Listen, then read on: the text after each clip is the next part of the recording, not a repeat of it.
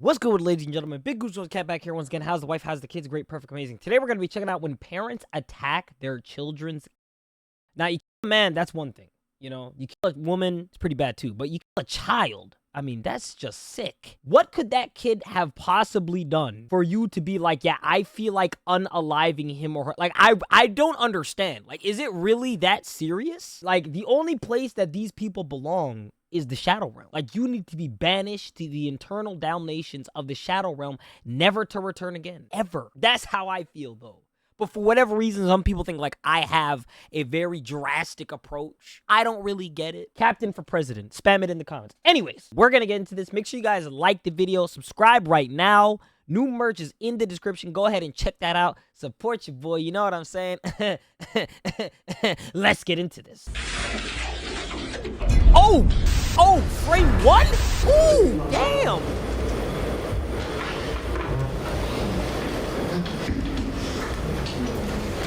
Hey!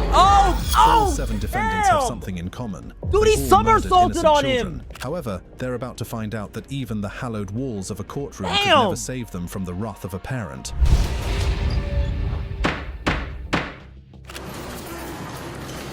Jeez! The death of a young child is always shocking, but it is even more chilling when they're brutally murdered. In the case of 11-week-old Parker Bose, he was murdered by none other than his father. Take a seat at Gibson County Courthouse. Judge Robert Craig is about to deliver the final verdict of Quinn Bose, a father sentenced for the unthinkable crime of ending his infant son's life. Yeah, this guy just looks like a geek. Someone else in the courthouse would deliver an even more vicious retribution. All seemed well in a small Indiana town until its peace was shattered in May 2018. The reason? 11-week-old Parker Bose was found lifeless. His fragile body had been subjected to blunt force head trauma. What? You would think the perpetrator... Yo, he bashed his own son's head in? Why? You really gotta just sit here sometimes and say to yourself, like, yo, what is going through these niggas' head to be doing shit like that, bro? How does that happen? How does your own child from blunt force trauma to that? What were you, bouncing him around like a basketball, nigga? Like, what the are you doing? Depraved deviant lurking in the night, but it turned out to be his father, 23-year-old Quinn Bose. As investigators pieced together the grim details of Parker's final moments, the evidence pointed out that Parker had been attacked by his father, even though Quinn claimed Why are the they baby using had gotten Jeffrey his Dahmer bruises from an clips? accident. Arrested and charged with first-degree murder, Quinn faced the possibility of 40 years in prison. That's However, it? things took an unexpected turn when Quinn's trial was abruptly cancelled and a plea agreement was reached. In exchange for the dismissal of the more severe charge of first-degree murder, Quinn pled guilty to a level 2 felony charge of domestic battery, resulting in death. Oh this plea my agreement God. significantly altered the course of Quinn's fate, reducing his potential incarceration. A judge has sentenced Quinn Bose to 19 years in prison and 6 years probation. The final judgment handed down was 25 years, with 19 years to be served in prison and the remaining 6 on probation. As Quinn Bose was led out of the courtroom to serve the sentence of 25 years pronounced upon him, Jeremiah Hartley, known affectionately as Matt, the baby's uncle, was overcome with a torrent of grief and rage. In a moment that would become etched in the memories of all present, Matt lunged forward, swiftly attacking Bose. This act of raw, unbridled emotion. Bro, he came at him like a red shell. battery Holy charge shit, and he came at him like a 179 red days shell in jail in for Mario contempt of Kart. court. If I was an uncle, I think I would do the same. I do not blame him. The sad part about it is he's probably gonna go to jail for that. He's probably gonna get arrested for like assault, which I don't feel like should be a crime. And that's the only sad part. But to be honest with you, it's worth it. I feel like it's worth it. Like, dude, this guy is sick. You're a sick and twisted creature for doing that to your own son? Your own son? That is crazy. Oh, in June 2022, shit! A Cincinnati courtroom became the center of a sensational scene. God! Deshun Brown, after brutally he winded up and got him. Son sat patiently in the courtroom awaiting his verdict. What he wasn't expecting was the father of his 3-year-old victim delivering instant justice. Jeez. Let's head to the Hamilton Common Plea courtroom, where we're about to witness the raw and unbridled reaction of a heartbroken father seeking retribution for an unspeakable loss. Deshun Brown, a 23-year-old man, found himself at the center of a criminal investigation that gripped the public's attention and evoked a powerful reaction from the community. What'd he do? Also at the center of this criminal case photos with There's the a lake. I victims, don't like lakes. Nitisha Lattimore and her 3-year-old son, Nilo. On December 5th, 2020, Nitisha Lattimore met a gruesome fate when she was fatally stabbed. Oh However, that my wasn't the worst God. part. Her lifeless body was left in her Walnut Hills apartment for days before Brown, in a chilling act of callousness, attempted to dispose of her in the Ohio River. What One would the think this was where the atrocity ended, but Brown proved even more merciless, a move that still defies comprehension as he took Nilo, still alive and undoubtedly terrified, and threw him into the river too. Oh the boy's body my has never God, been recovered, alive? leaving a wound in the heart of the city that may never heal. Yeah, my heart to know my son out there and I can't bring his body home.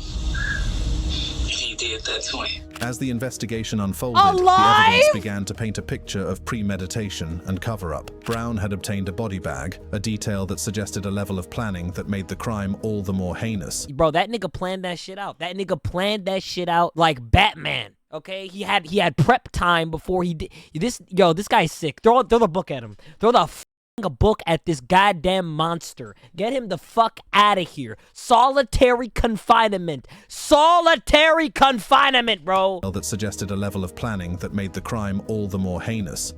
Tonight, a new motive revealed for the killings of a 3-year-old and his mother. Deshun Brown is accused of murdering Nitisha Lattimore and her son Nilo in 2020. Reporter Courtney Francisco joins us live now. And Courtney, detectives say this motive could have stemmed from a miscarriage that woman had? According to reports, Nitisha had been pregnant with Brown's baby, but she miscarried. Unfortunately, Brown believed she killed his child and decided to seek revenge. What? Brown was arrested and charged with aggravated murder, tampering with evidence, and gross abuse of a corpse. The defense argued that Brown suffered from bipolar disorder, which should exempt him from the death penalty. Get the fuck out of here. The judge declared that while Brown may indeed have bipolar disorder, it did not impair his ability to exercise rational judgment or appreciate the nature, consequences, or wrongfulness of his conduct. Dog, I really hate this nigga's face. He looked like one of them niggas that are like, yeah, man, I would have definitely been in the league right now if I didn't injure my knee. Head-looking ass nigga, bro. I'm on your stupid ass. I'm on your stupid ass. I would have been in the league if I didn't injure my knee. Looking ass nigga. I'm on your stupid ass.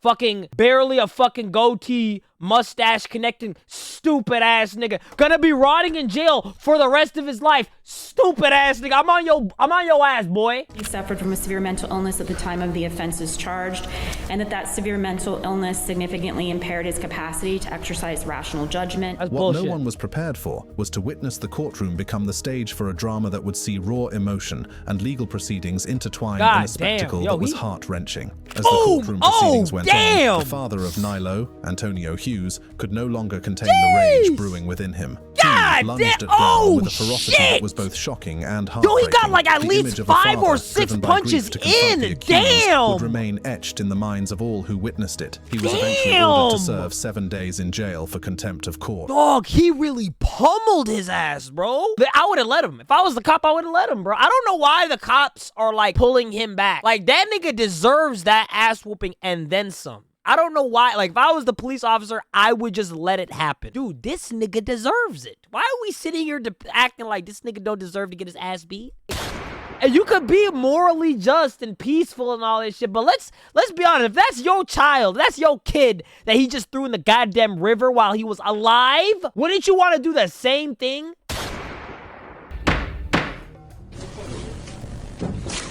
As the gavel came down at the Wayne County Circuit Court to seal the fate of Jasmine Gordon and Clifford Thomas, convicted in a case that shook the community to its core. Bro, these niggas is fast, bro. They need to be like professional fighters. Just as the duo was sentenced, the father of their 3-year-old victim had some parting gift for them. Take a seat in the courtroom as we unravel the details of this tragic case and a father's heartbreaking reaction to being robbed of his little girl. The relationship between Jasmine, her boyfriend Clifford, and little Jamila Smith was a complex web, with Jamila depending on the couple for care and protection. All of this changed on September 18th, 2014, when Jamila was rushed to the hospital, unresponsive. The emergency medical technician who responded to the call pressed Jasmine for answers, but was met with silence. The forensic pathologist painted a grim picture of abrasions and internal bleeding, a torn pancreas, all undeniable signs of abuse. Jamila's death was ruled a homicide, and Jasmine and Clifford were apprehended. Throughout the trial, the courtroom was a battleground of emotions, especially as testimonies from medical personnel who attended to Jamila indicated abuse. This child had over 50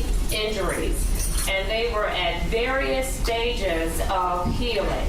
The medical examiner also testified that it is highly unlikely that this child could have inflicted these wounds upon herself, even if she was clumsy. Bro, spanking your child is one thing, okay? Giving your child some good, tough discipline, I understand that. But abusing the child to where they have internal bleeding? You know how, like, hard that is to do? You know how, like, violent of a creature you have to be to do that to a small, innocent creature? God damn, man. For that to happen, bro, you have to literally pick up the baby and just, like, toss it. Like, start tossing it across the room to inflict those injuries on the child, bro. That's literally what you have to do. That's literally what they were doing.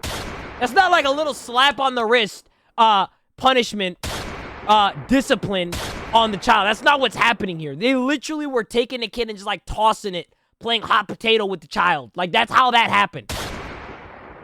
Gordon appeared emotionless throughout the court proceeding, her demeanor a stark contrast to the crime committed. Even the judge's scathing remarks weren't enough to get a reaction from her. Pretended like you did not know that your child was being abused. Oh, she knew. By you or the man that sat at home all day with your child. Oh, she knew. While you worked and he did not. As the court proceedings went on, Dwayne Smith, Jamila's grieving father, seemed to have had enough. In an unexpected move, he struck Thomas with a blow across the jaw, and a brawl ensued. God damn! You got a good leg. Bro, nigga, why you fighting back? The nigga, you deserved intervened it. Why you quickly, fighting pulling back? the two men apart. In the aftermath, the judge decided not to hold Dwayne Smith in contempt, and Clifford Thomas declined to press charges. Judge Margaret Van Houten delivered the sentence, with Jasmine Gordon receiving 7 to 15 years for involuntary manslaughter and an additional 14 to 25 years for first-degree child abuse as an aider and abettor. Clifford Thomas was handed a sentence of roughly 6 to 15 years for involuntary manslaughter and 1 to 2 years for resisting and obstructing a police officer. Yo, can I ask a question? Why the fuck are these people getting such light sentences? If this was the United States of Your True Captain, these motherfuckers would have died. Twice. Okay? I would have put them in the electric chair, them, got a doctor to do resuscitation on their body, bring them back to life, and kill them again. That's what would happen if I was the president of this goddamn country. How the fuck are you going to jail for 15 years? And you just took this little, small, innocent child's life away. She cannot grow up to be old, have a family, children like you did. Now, I guess we're supposed to, in our hearts, forgive this clown. Who's touched our families, taken my child. Is he laughing? Please don't tell me he's laughing. He about to get. Oh, he about to get his ass. Oh, while our initial cases were focused on God damn! Our next baby didn't child, but still, we all know every victim remains a child in the Nigga hearts did like of a their parents. WWE It was for this very reason that Van move Terry, off the top rope father and of got one his of 3 ass. victims of Ohio serial killer Michael Madison, leaped over a table to attack the defendant Jeez, in court man. just minutes after the judge pronounced a death God sentence. damn. Take a seat at the Cuyahoga County Common That's Pleas it. Court, So the nigga's where already this gonna dramatic die. scene unfolds. Michael Madison, without a doubt, had a very troubled childhood, one he didn't enjoy the privilege of the warmth of a loving family. As he stumbled into adulthood, Madison's name began to surface in the criminal underworld with a long list of drug convictions. I mean, the real crime here is that goddamn hairline. Holy sh! How the hell does that happen? It's so strange because it's so pushed back, but at the same time, it's like trying to come back. So it's like you can tell it's fighting back, sort of. It's succumbing to like the natural causes. It's just not coming back fully all the way. You know what I mean? Of drug convictions starting from the early 2000s, but it was in 2002 that his true nature began to reveal itself. Oh yeah? Convicted of attempted. This was just the beginning of his criminal spree. What? On July 19th, 2013, the world would get to know about Madison's heinous crimes when police responded to reports of a foul odor coming from a garage leased to Madison. Upon further investigation, they discovered a decomposing body lying inside. The investigation quickly intensified as law enforcement officers combed the area. Within a day, 2 more bodies were unearthed, one in a backyard and another in the basement of a vacant house. The proximity of the bodies, all found within 100 to 200 yards of each other, wrapped wrapped in plastic bags was an indication of the calculated nature of the crimes. Chilling headline from East Cleveland. Authorities believe they could very well have a serial killer in custody. 3 bodies found already. Investigators say they've been told by the suspect there could be more, all of them women.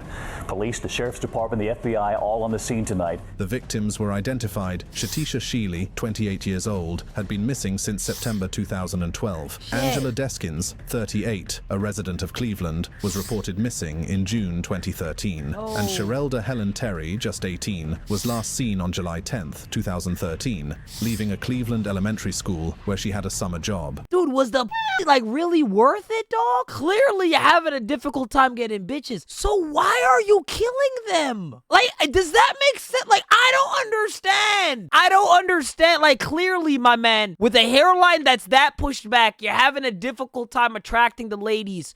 So why then go and murder them? Why not just like take a trip to Turkey, you know, give like, pay like $1,000, $2,000 and bring that shit back? Why the hell are you going around doing these senseless, disgusting crimes? With 3 counts of aggravated in July 2013, and his bail was set for $6 million. The trial of Michael Madison commenced on April 4th, 2016, and the prosecution presented a case built on a foundation of evidence, painting a vivid picture of Madison's guilt in the murders of Sherelda Terry, Shatisha Sheely, and Angela Deskins. Madison, however, you can't plead showed insanity no for this one. Only thing remorse insane for is his that actions. goddamn fucking It was a gesture that would provoke an intense response from Van Terry, the father of victim Sherelda Terry. Overcome with grief and anger, Terry lunged at Madison in a moment that captured the raw pain of a parent who had lost his child to a monster. Right now, I guess we're supposed to, this shit is crazy. in our hearts, forgive this clown. He's touched our families, taken my child.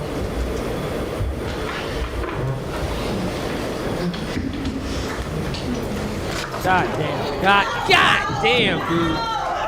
God damn, man. I don't blame him, Terry bro. was later released without shit. charges. His outburst understood by many as the reaction of a heartbroken father in the face of unimaginable provocation. Madison was eventually found guilty on Somebody all give him a 13 WWE counts. contract. That It is nigga's the judgment of athletic. this court that the aggravated circumstances of course of conduct, felony kidnapping, felony murder, of which the defendant was convicted, outweigh the mitigating factors by proof beyond a reasonable doubt. Yeah, you're done. He was eventually sentenced to death for the murders of all 3 victims. Thank God, like finally, like an actual reasonable fucking, like get rid of this clown, man. And 7. I think this is the first time in one of these videos where like there was an actual reasonable sentence. Why do we need this clown to be alive? What purpose do we need this geech to be walking and breathing the same air as the rest of us? You can't rehabilitate this creature. Like, what? How are you gonna rehabilitate him to where it's not gonna happen? This is not gonna happen again. Just get rid of him. There's one less hairline to save. That judge is good. That judge is good. My kudos to the judge. She knows exactly what she's doing. At the Merced County Superior Court, 18-year-old Daevon Motshwane was about to discover that being in the courtroom would not save him from the swift hands of instant justice. Charged with the murder of 9-month-old Darius King Grigsby in a senseless drive-by shooting, Motshwane's plea of not guilty did little to stop his unexpected attack. The attacker? Someone no one ever expected to seek justice. Just a random guy? 2022, 9-month-old Darius King Grigsby was caught in the crossfire of a drive-by shooting in Merced that would ultimately claim his life. The accused, Daevon Motshwane, a teenager himself at just 18 years old, stood charged with the murder of this innocent soul. Upon his arrest, Motshwane had initially denied his involvement in the shooting, but eventually admitted. His confession to the police revealed there might be others involved in the shooting, but he refused to identify them. Yeah, you see that? Like, look. To the police revealed there might be others involved in the shooting. You see that, chat? You see this? You see, this is the face of a nigga that knows he's gonna have a long, difficult time in jail, bro. Like, he's like, damn, I haven't even gone to jail yet, and they're already trying to fucking kill me. Imagine what they're gonna do when I get in there. Yo, the reality is slowly kicking in. Like, he's like, look at his face. Look at the reality is slowly kicking in, where it's like, damn, what the fuck have I gotten myself into? Like, I really am in the shitter. According to the police, the target was a man walking with the toddler's mother. Motshwane, however, surprised everyone by pleading not guilty to the charges of and attempted murder. After you confess to the crime, judge, like, what an unforeseen act of violence erupted. James McRae, an inmate with his own set of charges for a separate crime, broke the confines of order and launched an attack on Motshwane that shocked the courtroom and community. God, bink. Ooh, damn. Shit. When he gets out of jail, give him a boxing contract. He God, perhaps fuck. understood the pain of losing a young one, it still didn't change Motshwane's plea. Motshwane is presently locked up in the county jail, and his sentence has not just concluded. That's how you know, like, your crime that you committed is really bad. When a random ass nigga in the courtroom who has a completely different set of charges, doesn't even know who the f you are, just hearing the charges of you, like, an innocent child. Right? He hears in the court and he's like, yo, bum this. And he goes and charges you, rushes the shit out of you, punches, assaults the fuck out of you, and gets like separate charges for doing that. That's how you know like what you did was truly messed up. If a random ass nigga has nothing to do, literally has nothing to do with your situation, is mad enough to physically assault you in the courtroom and get more charges on top of the charges as he's already receiving that day, that's how you know you really fucked up, man. And emotions flared in the courtroom. God damn.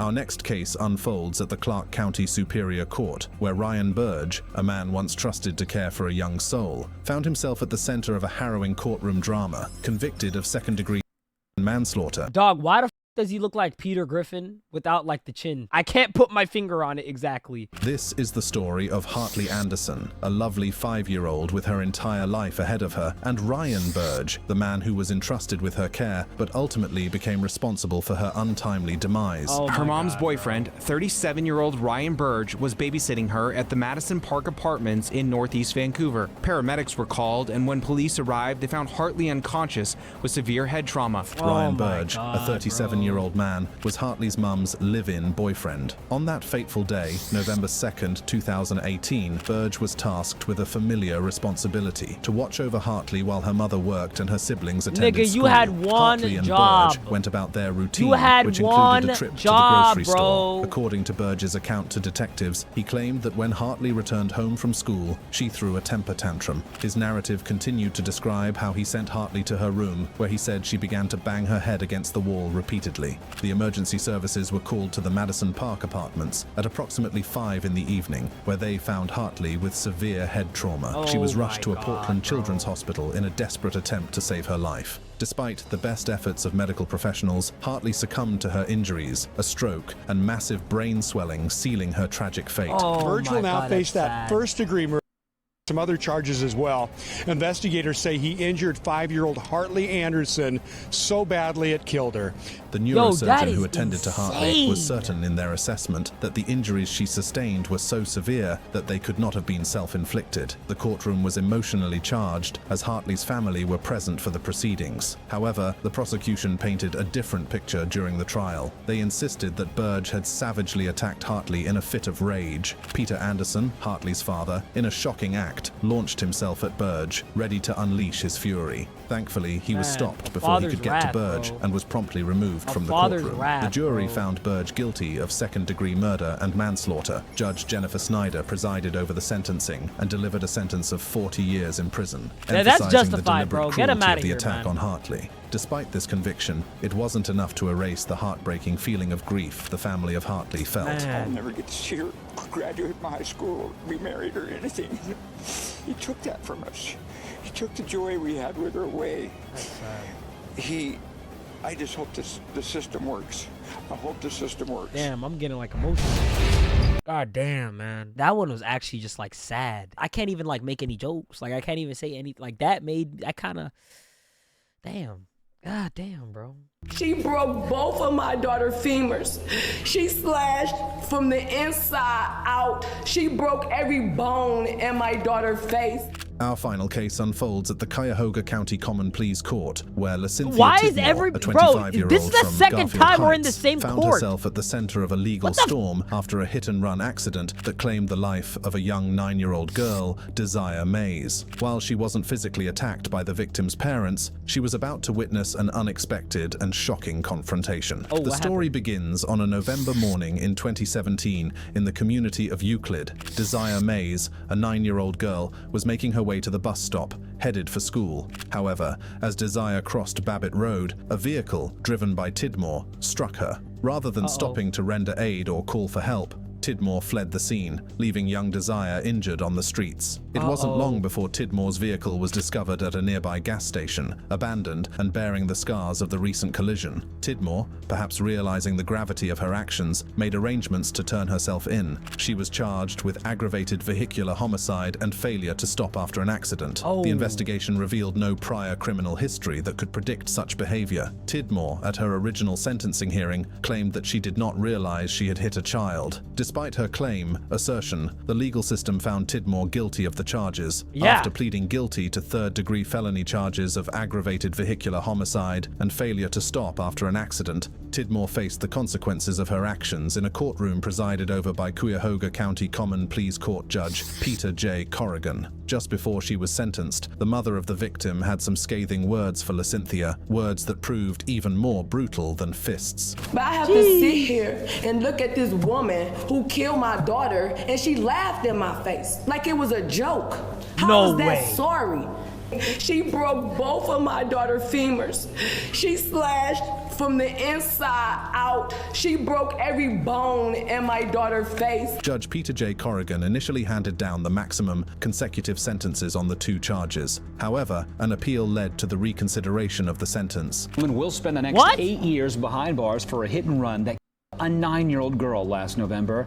In the end, 8 Tidmore years? was again sentenced to 8 years in prison, the maximum possible sentence for her charges. Additionally, it was determined that upon her release from prison, she would be subject to 3 years of mandatory post-release control. Nigga, so she's already out of jail! The gravity of the offense, Tidmore's driver's license was also suspended for life. Each of these courtroom attacks highlights the depth of pain that the loss of a child can inflict. The sad fact is, no amount of punishment is ever enough to erase this pain. Oh my God, she got a lifetime ban on her driver's license. Is that justice? Like, oh my God, she got a lifetime ban on her driver's license. She can never drive a car again. I hope she can't. Yo, who the fuck is the person that's handing down these charges? I don't understand. She like an innocent child. Kid had no idea what the fuck even hit her, and she's already out of jail? My bitch ass will get fucking 8 years in jail for unpaid parking tickets. This bitch somebody, an innocent child. And, oh my God. Okay, you know what? Let me stop screaming. It's like 4 in the morning, dog. Let me not do this right now. This is hard to watch, man. This is hard to watch. Anything involving like children and like harm done to children, it hurts me on the inside. You know, like I'm an uncle now, chat. Like I'm an uncle. You know, I'm getting old. I'm an uncle, okay? I'm not a dad yet, but like I'm getting to that fatherly age, man. It's gonna be in a couple years. Like in a couple years, you're gonna see a couple little Captain Juniors running around, okay? And so like, dude, when I see shit like this, it hurts. It hurts because it's like, damn, how does this happen, right? And like the fact that like there's no justice as well, it makes it even more painful. It really is hard to watch these videos. But anyways, you guys let me know in the comments down below which one of these is like the worst one. My personal opinion, the first one was pretty bad. I mean, the one with your infant 11-week-old son. I mean, that's your son. Like what the like that one is like truly disgusting. I feel like, you know, that guy needs to just go. Oh, but like in reality, all of these are bad. I mean, like this is disgusting beyond a reasonable doubt. Like, you know what I mean? Like, it's just crazy. But yeah, you guys let me know which one is the worst. Also, like the video, man. If you guys have not liked the video, do that, okay? You guys need to like the video, all right? Some of you guys are not liking the video. I see it. You guys really think I'm bluffing when I say I don't see you. I see you. I know you. I know what you're up to, okay? So like the video right now if you have not liked the video.